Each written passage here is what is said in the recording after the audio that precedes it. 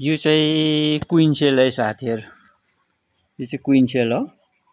यो चाहिँ मैले अस्ति घर विभाजन गरेर दिएको थिएँ। यसबाट निस्केछ, तर उनीहरु आफै पनि बनाएर चाहिँ फेरि निस्केछ र चाहिँ उनीहरु घर छुट्टेछ र मैले त्यो चाहिँ पक्रेर राखेको छु। र त्यसमा चाहिँ यो थुप्रो क्वीन सेलहरु बनाएछ। हेर्नुस् न,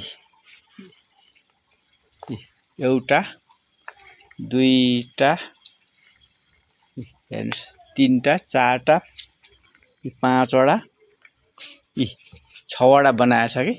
यो चाहिँ मैले निकालेर फ्याँकिदिएको थिएँ। यिनीहरु चाहिँ यतिकै राख्यो भने चाहिँ क्वीन जन्मिँदै फेरि अलिअलि गर्दै हुल छुट्टिन्छ। त्यसकारणले गर्दा चाहिँ मैले यो निकालेर फ्याँकिदिएको छु। त्यो घरमा अलरेडी क्वीन छँदैछ, जन्मेको छ र यसलाई चाहिँ मैले निकालेर फ्याँकिदिएँ साथीहरु। यस्तो हुन्छ क्वीन सेल भन्ने चाहिँ। यो याद गरेन भने चाहिँ मौरी चाहिँ सबै सकिन्छ, एउटा डुँडबाट सकिन्छ। र यो क्वीन सेल चाहिँ आफूलाई चाहिएको छैन भने चाहिँ यसलाई चाहिँ निकालेर फ्याँकिदिनु पर्छ है साथीहरु। न चाहिँ घर छुट्याउनु हो भने चाहिँ यो काम लाग्छ, तर मेरो अलरेडी घर छुट्याएर क्वीन सेल दिइसकेको छु। त्यसकारणले गर्दाखेरि यो चाहिँ फ्याँकिदिँदैछु, म डिस्पोज गर्दैछु।